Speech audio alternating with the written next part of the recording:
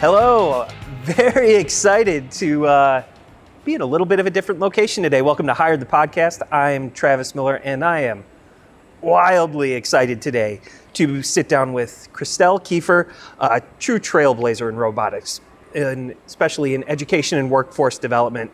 She's the Global Segment Manager for Education at ABB Robotics. Christelle has been instrumental in bridging the gap between cutting-edge automation technology and real-world learning environments. Her passion for inclusivity and early STEM engagement has not only earned her recognition as one of the 10 women shaping the future of robotics by the International Federation of Robotics, but she's also made her a mentor and inspiration to countless students and educators. Whether it's collaborating with high schools or leading global initiatives, Christelle is at the forefront of cultivating the next generation of innovators.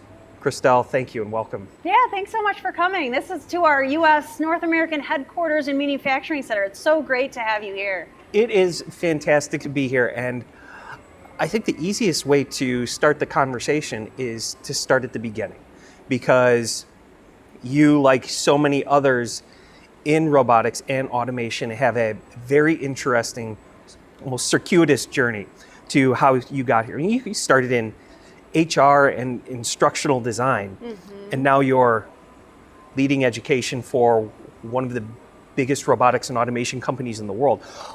What sparked the transition, and how has your background influenced your direction and how you approach workforce development? Sure. So not every path is a straight path, I would say. You know, when you're starting off young, you think you want to do a job, but your career path is always going to take you in different directions. So keeping that in mind, it keeps life exciting.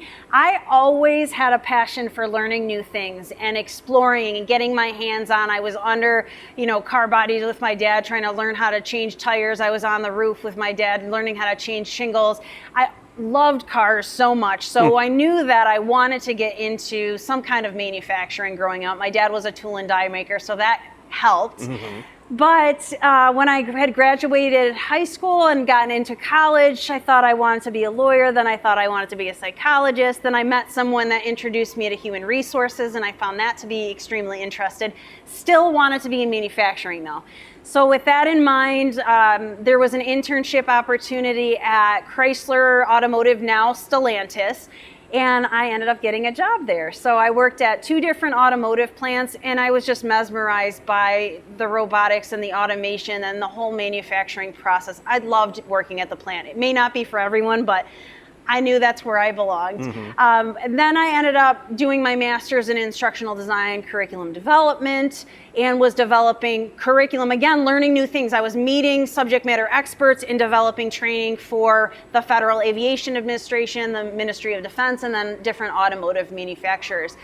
But after I worked for Raytheon, I ended up working a little bit in healthcare, a little bit in finance, but my heart was still in manufacturing. So then ABB Robotics had a position open for training, a training manager for the US. And, with my degree in training, I'm like, this is a perfect fit. So, another message here is, if you want to get into robotics and automation, there are so many career paths here, from human resources to communications to marketing to shipping, receiving, the factory. Do you have to have a 4-year degree? No. Can you graduate out of high school and get the training you need to work in our factory or as a supervisor? Yes. So. Yeah, if you have a passion for the industry but don't necessarily have the aptitude or interest in the engineering or technical side of the business, I think it's still important to have the experience in the industry. I was talking to a gentleman at a different company recently who's searching for a director of finance and accounting, and he really wants that person to come from industrial automation, to come from robotics, because to know the ins and outs of the industry, despite working in finance and accounting, is still a tremendous advantage that helps them to become significantly more successful. But you said you had a circuitous path, not all a straight line. Yes. But for somebody that doesn't have the advantage or life experience that you did, working in your dad's facility, being a part of that every day, being under cars, how can parents and educators make that spark, fan that flame early on so that kids who aren't in your position can still be exposed to it and still get that initial interest as a child that can build into that passion as an adult? I hate to put the weight on industry, but I'm going to put the weight on industry. It's a relationship. It's a long-term partnership. So how do parents get excited? How do educators get excited? Well, is industry plugged in to education? Is industry there? Just simple, a simple visit to a school talking about your career path and what do you do? It could be a lunch and learn where industry comes in and says, hey, I'm an engineer and this is what I do. And here are some videos. Or say, hey, classroom, come take a field trip to my manufacturing facility and see me. Parents' buy-in is huge too, because I don't think parents realize the potential for all of these exciting new jobs that are evolving. So inviting the parents to come to expos for manufacturing or to the field trips and supporting the students.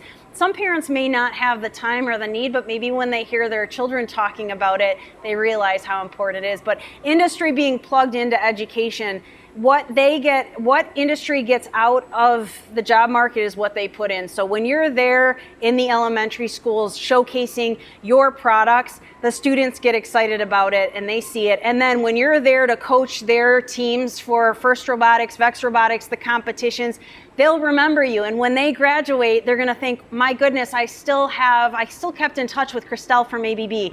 I think I wanna work for ABB. Even if they don't, down the line, they may. So, or they'll want to purchase our products as well and use them. So it's a win-win. So you put the burden on industry, but it can't only be on industry. How can a community take on some of that burden for instilling programs like First Robotics, like First Lego League, which even as an active parent in my community that is engaged in this industry, that has a pretty unhealthy and substantial Lego hobby at home, I still, by accident, found out about First Lego. Not promoted at all. Very little advertising or awareness through our community park district for programs like this. So a robotics camp for a couple weeks when my wife and I are working, we can't take our kid to it, versus 47 different soccer leagues that are possible. What can communities do to invest in programs like this to make more of the community, more parents aware of it so they can allow access to it to their children? I'm thinking when you say access, and there's so many soccer practices after school, embedding and incorporating automation and manufacturing into the school day. Because you don't see wood shop as much, but that was a huge benefit. You don't see, I took a class on just learning how to make an omelet or whatever. Those hands-on, those project-based learning classes are super important. So if we can get educators to incorporate manufacturing or topics around automation into the classroom so that those students that don't have transportation after school, they may not be able to join that club, but having it in the school, or at least showcasing and having field trips and showcasing different technologies that are evolving and how that applies and getting students interested, I think is really important. I had a class in Detroit invite me to talk to students that are finance. They're interested in finance and how is robotics and automation play into finance. And funny, because they were learning about a robot that was making pizzas, and how do they use their finance degrees in catering to this robot that was making pizzas, and how would this be used globally as well, because there are cultural differences. So my response would be incorporating it into the everyday, but then again, on the industry side, it's important for industry to partner with the teachers to make sure the teachers feel confident and they're there side by side, being a mentor to the educators and being a support system to the educators and to the communities as well. Yesterday, I was at an advisory board meeting with the Auburn Hills, we're in Auburn Hills right now, Chamber of Commerce. They brought industry, they brought education. I mean, they brought everyone together to talk about what do we need to do as a community to support these technologies? So it is a team effort, it is an ecosystem that you had mentioned earlier. I'd imagine that kids in the surrounding area and around districts and communities around companies similar to yours have a little bit of a leg up. I mean, you just showed us your incredible training center right over across that wall. Mm-hmm. And you said that on Fridays, your customers go home at noon so that local kids can come in and get to play with the robotics, get to take some of the training courses. What about I can't think of a better term, but manufacturing deserts where they don't have ready access to something like this? And you talked to me about the cost of shipping a robot to a school. It can be astronomical. And so how can communities that don't have easy access to resources like this, how can chambers and districts and individual schools and individual educators get access to tools and programs like this so that they can have similar access to kids that are lucky enough to live in proximity? There's a couple different ideas that come to mind.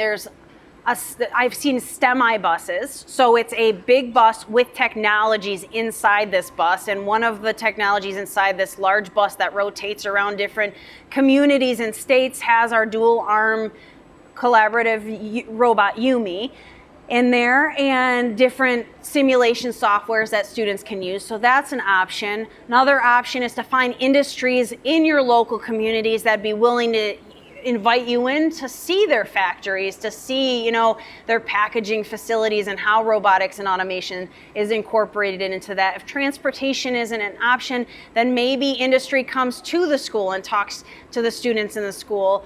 Another important thing to do is competitions, whether local or you could have little clubs that are done on the side where they're competing within the classrooms. ABB donates 100 licenses of our Robot Studio software. So if you can't afford the equipment, we will donate to a school the software and they can pair it with augmented or virtual reality or just use the technologies they have, their tablets that they have, to use a virtual simulation of a robot. So there's different options and different avenues to explore to get kids exposed to robotics and automation. How many companies in the industry do you see making this investment? ABB is a global brand. They obviously care about this by investing in someone like you and the resources to do that, the donation of the product. But how many of the smaller companies do you see making this investment, and how do you convince them that it is a worthy investment despite very little tangible results now?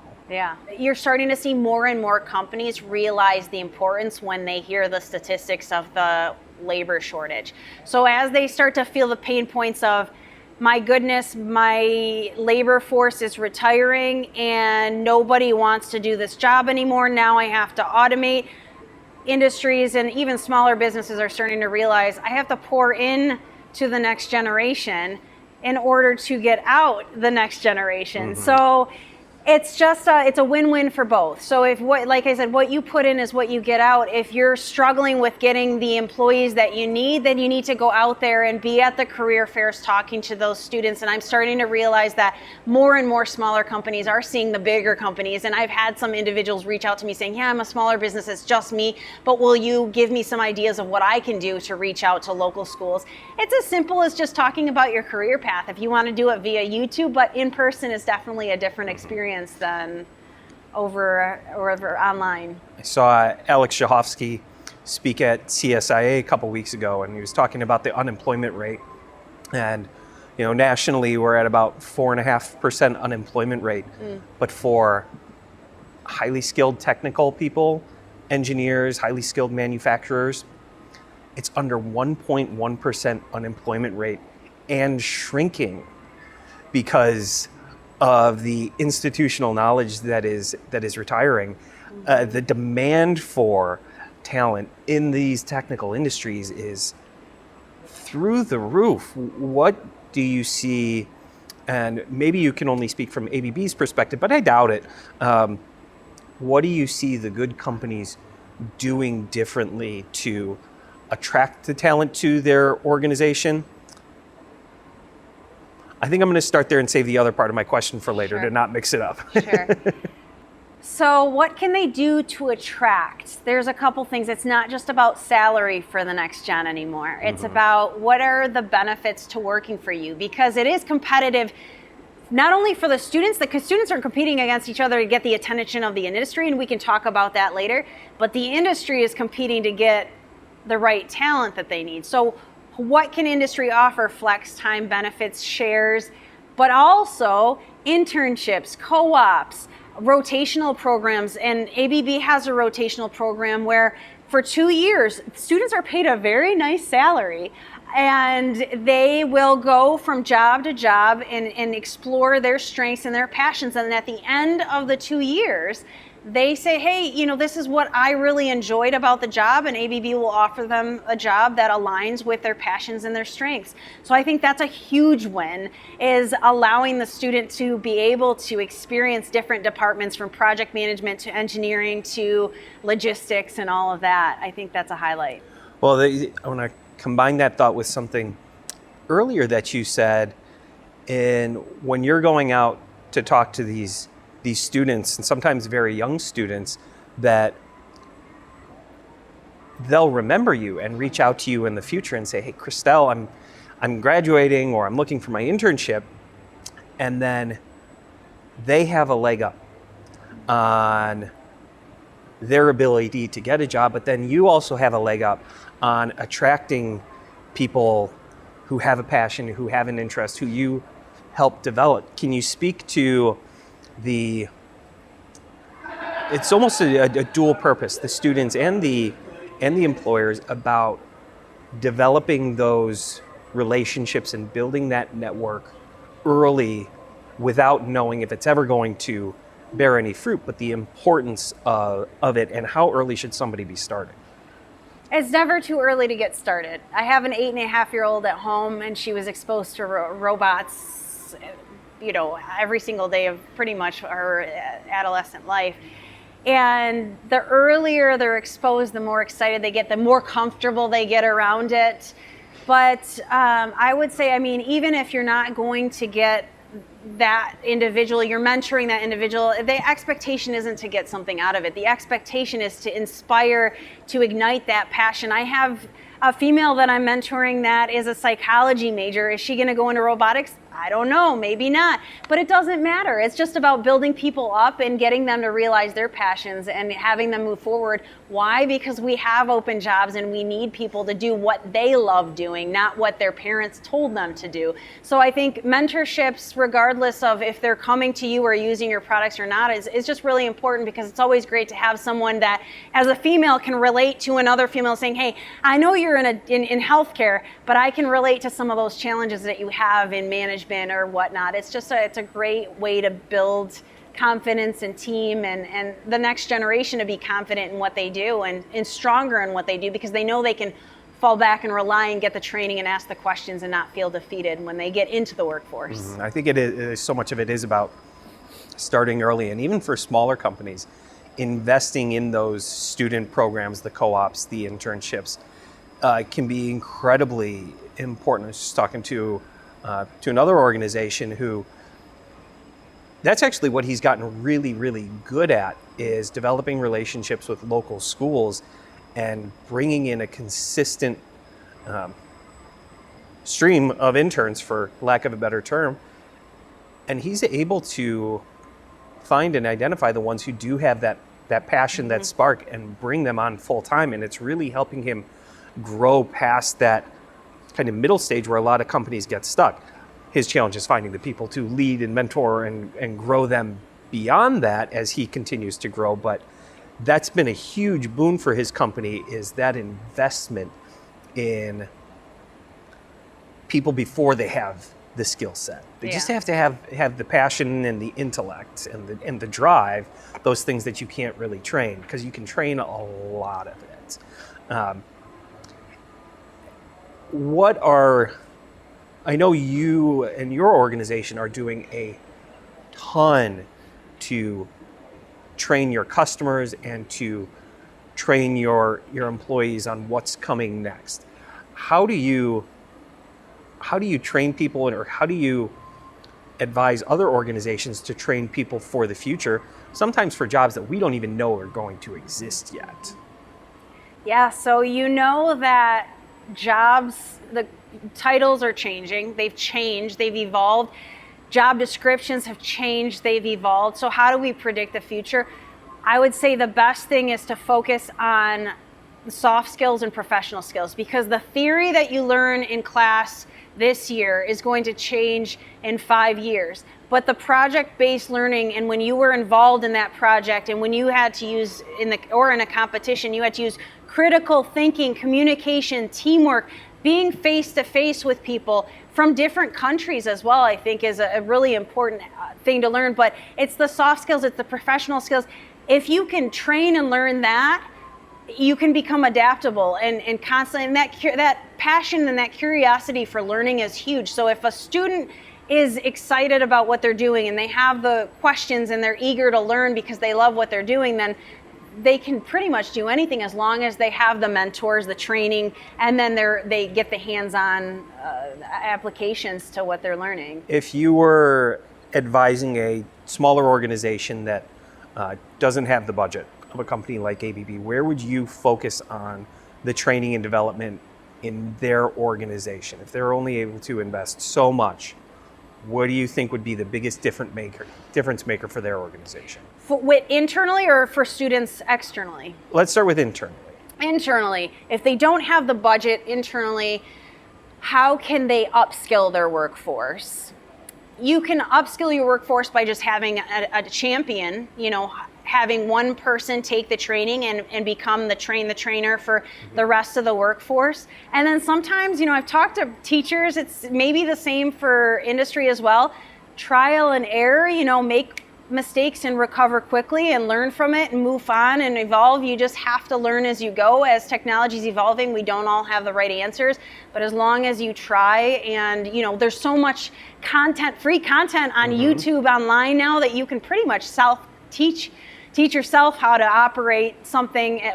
While safety is extremely important, make sure you're taking a safety training online before you do that and do a risk assessment. But there's so much you can do with a limited budget as well. And making sure you hire maybe somebody who may have that expertise to teach the rest of the team. As you're putting people through training and education at ABB, where do you see the biggest emphasis? Where is ABB focusing its efforts on developing its workforce? I think it depends on the career, okay. Really. But again, going back to the soft skills, if you're driven and you're the person that I can tell to do something once, and you're going to go and ask even though you may not have the answers, you're going to the right people, asking the right questions. It's all within the personality, being a driven person, to be able to find those answers and take the proper training and take initiative to learn and continually grow, because it's not just I have a diploma in XYZ. It's a continually learning and training process. Even if you have to go on the floor and operate a robot for hours at a time, do what you got to do to learn the newer technology that's coming out. And as your brain starts to get the hands on to the robots, you're starting to realize, why can't the robot do this? And you're coming up with even more innovative solutions moving forward. So I do believe it's more on the soft skills side. Obviously, it's really important to know the theory, the mathematics, and the science behind it, but really having that drive and that passion is what's going to help make you successful. How do we continue to communicate that to students and people entering the workforce, that these are the things to focus on, and that the best employers, especially as you're starting your career, are willing to invest in certain aspects of training? But if that base level isn't there, those are the things that we can't teach, the things that we can't train. Right. And that's where I think the competitions come into play and the team projects come into play, because when the students are competing, even if it's a competition within the school, their brains just switch to competition mode, but they're having fun, they're learning, they're under pressure, something just broke and now they have to troubleshoot. And then when you reflect back on the whole process, they then realize, oh my gosh, I applied collaboration, communication, teamwork, critical thinking, all of these things that they wouldn't have learned if they were just sitting in a classroom with a PowerPoint slide. So I honestly believe that the team-based projects and the real-world projects that they can apply are super important for them to implement in the education field. So we spent some time talking about, the little ones. Yeah. We spent some time talking about people getting ready to enter education or their career. We spent some time talking about people currently looking. I want to talk about the people who are well in the thick of their careers, especially those people on the floor that might be worried about a company like ABB, who they've been a welder for 15 years. And all of a sudden they see an ABB sales rep on the floor and they're like, oh, shoot, they're coming for me. When in fact, I don't think that's necessarily the case. What can those people be doing now or soon to make sure that they are continuing to grow with the industry and grow with the organization? Couple things. So top level management should be communicating to their employees to say, hey, this is how we are going to get with the times. Not only will the workplace be safer, more efficient, we'll be able to be more profitable as a result of incorporating automation, but this is how we're going to support and set you up for success. We know you've been here for 15, 20, 30 years. Nothing to worry about. We'll get you trained, and then showcase the technology. Have the workforce come into like an ABB, or if they can, explain how the technology has become easier and easier to use. I think that with employees that have been in the industry for a long time, they think it's the hard C++ rapid coding that they have to know. Where yes, you may need an engineer, you may need to hire an engineer to tweak some of the programming language in the background. But allowing the employees to realize that they'll still be able to breathe safer too, because now they don't have to do the dull, dirty, and dangerous. They can focus on operating a robot, and we'll train you, we'll be there to support you, and we're not going to get rid of you or replace you with a robot. We're just going to enhance your job so you can be happier and go home safer and your back doesn't hurt, or whatnot. How long would it take somebody to come in and be skilled enough to be a valuable resource to the organization that is doing that welding job that they've been doing for 15 years? I would say it depends on the course they take. If they're just being a robot operator, we have a 2-day robot operations class to go over safety robot operations. Then we have a 4.5-day programming 1 class. Give you the basics of programming, and then from then on, you're going to have to go back, look at the materials, still get your hands on the equipment, but I mean, we can get someone trained on programming in a week, and then from then on, they're just going to have to go on site, and then they may come back for training or network with someone else or ask one of our trainers for some support, things like that. It's an ongoing learning process, but we can get you skilled up and running pretty quickly. Because I think that's a big fear for a lot of people is that, well, I've been doing this job for 15 years, and now this robot's coming. I have to go back and get my degree in robotics engineering, otherwise I got nothing. And you're saying that they can, within a week, they can become an essential part of that company's future. And I asked you this question earlier offline, but how much more productive and safe and efficient can a trained person and a robot be than just the person? Yeah, so getting trained in a week, that's the basics. Obviously, it takes time and time to evolve. But how much with a robot, the robot's running 24 hours a day, 7 days a week. And then you have the person that was doing the job operating the robot. So if the robot's down, they can troubleshoot that. But you're more efficient, more precise, more effective, safer. There's just so many benefits to having automation take over a repetitive, dull, dirty, and dangerous task. Yeah, like this thing. We talked about it a little bit, but tell me what this thing is doing and how this is going to improve the efficiency and safety of people that are doing similar jobs right now? Absolutely. So this is our pixel paint robot.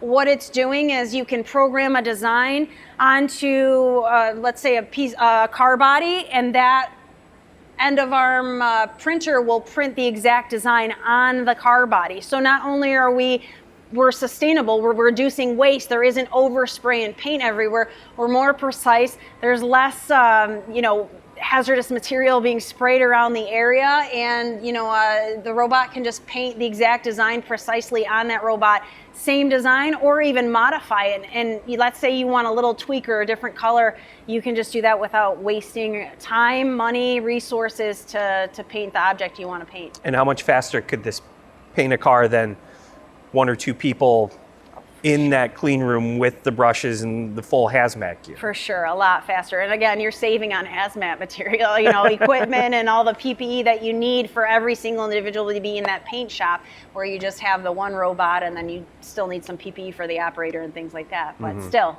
lots of benefits. I wanted to ask you about this because you've been such a strong advocate for inclusivity and diversity, particularly in STEM education. Your dad took the first step by bringing his daughter into the shop where, probably 2 or 3 generations ago had been like, this is man's work in here. Yeah. Where do you see the industry going at its strongest in continuing to expand the workforce out of the traditional norms of who the people were doing these jobs? A couple things I see is, we talked about how job descriptions are changing and titles are changing. Well, in order to be inclusive, let's be inclusive and make it clear. Let's not make it look like a privileged job and make it complex and make it intimidating, because the job description, if you encourage more people to apply, you're going to get a diverse workforce. Our nation is diverse. The United States of America is diverse. Our products need to be inclusive as well, because when you have ideas from different cultures and backgrounds, and people who have disabilities are included in designing a robot, how many more robots can you sell? Because now you're able to cater to the people with disabilities and then other cultural groups as well. There's so much benefit to having a diverse culture in your workforce than having the group think and having the same people doing the same things. You're really limiting yourself and missing out, and I think your business isn't going to do as well as having a diverse workforce. So making sure when you do interview, you are opening up to people with disabilities. There's so many opportunities for people, like if someone's blind or hard of hearing or deaf, can they still operate a robot? There's technologies that can help aid with that as well. Are they limited? Yeah, they can be limited, but you can still expose them to the technology, get them excited, and get them into a job where they can support automation and still be part of the excitement. So just having the committees within the organization, diversity committees, and making sure that you highlight people in the organization who are different. And we're all different and diverse in our own ways. We're all mixed in some way. Talking about their career path, talking about the stories. And, I talked about mentorships. We overcomplicate things sometimes. All you have to do is talk to someone about your career journey, even if you're on the airplane with someone, and you get inspired by them and they're inspired by you. There's people I talked to about robotics and automation and they had no idea. And it's a simple conversation. Whether you go into a school or you highlight an employee to talk about their background, you can relate in some way to someone and take it from there. Well, I think it's a snowball. Whereas as you start to hire those first couple of people that come from a different background, that have a different life experience, that see the world through different eyes than yours and people similar, then they start to develop the products and develop the background and the culture that promotes and celebrates the continued addition of a more diverse background, people that come from different places in the world, that see things differently, that have different experiences, and it just continues to build and build and build. And the more people that are attracted to an organization gives you a significantly better option to hire the best people who have all of those skills that we were talking about earlier that you can't teach, coach, or train, Yes. and focus on those that you can. And so I think it's just got to start. It's got to start with one. It's got to start with one person who has the open-minded ability to say, I want to hire people that don't see the world like I see the world. Absolutely. And it's, again, skill versus will. If someone has the will and the passion and the drive, you can't hire that all the time. When someone's passionate and driven and they want to continually learn, that's a huge benefit to the company, because then you realize you can place them in any job and they'll continually learn and excel and deliver, and it just makes your company more profitable, stronger, and then they hire people that are similar as well, because it's not all about checking every single box on that job application. It's about the personality, and it's people hiring people. So people want to hire people with a personality, with that passion, with that drive, with ideas. And I think it's important for students. You know, they're competing against other students to get jobs. Even the people that don't have jobs right now that may have lost their job, you're competing against others. So what are you doing to build your portfolio? Because back in the day, we'd have paper portfolios to showcase what we've done. Now you should either have a LinkedIn profile, you should have a website. Show me what you've done to stand out from everybody out there. Talk about the competitions, talk about the challenges that you've had, and talk about what are your passions and what challenges do you want to overcome in the future? What are some technologies that you want to develop that make you excited? I think highlighting those in interviews are really important to make you stand out in interviews and applying for jobs and things like that. So, well, you just stole my next question, which is what can somebody do to highlight those things that aren't showing up on job descriptions? How can somebody overcome the talent acquisition team or the AI algorithm that's trying to match resumes to job descriptions? How can they truly separate themselves if they have that will, that drive, that mission for themselves to get them in front of companies so that they can showcase that aspect of who they are? Yeah, it's a competitive market, right? So your resume may not cut it. It may not, 50-50. I would say it may not, because there's so many. By the time you apply, you already see 100 applicants there. How do you stand out? I think you stand out, again, by building your portfolio, being active on LinkedIn, making videos, showcasing what you've done. Make sure your LinkedIn or your profile, your website's up to date, but showing up too, to the automates, to the events. If you enjoy robotics and automation, go to that next expo. Talk to the industries that are out there, get their business cards, keep in touch. So networking is huge. Attend a conference or an event and put yourself out there and really drive yourself to be there. What's the best way for someone to network with you, and who are the best people that should be reaching out to you? Anyone can reach out to me. I love to connect.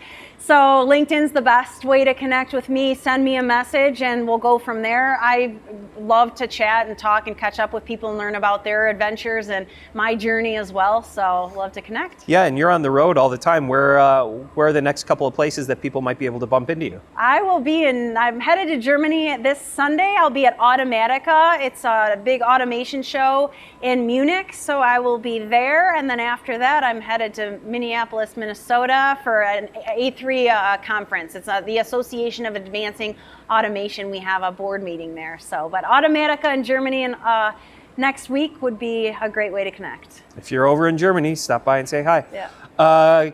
Christelle, this has been a pleasure. I truly, truly appreciate it, allowing us to see this facility.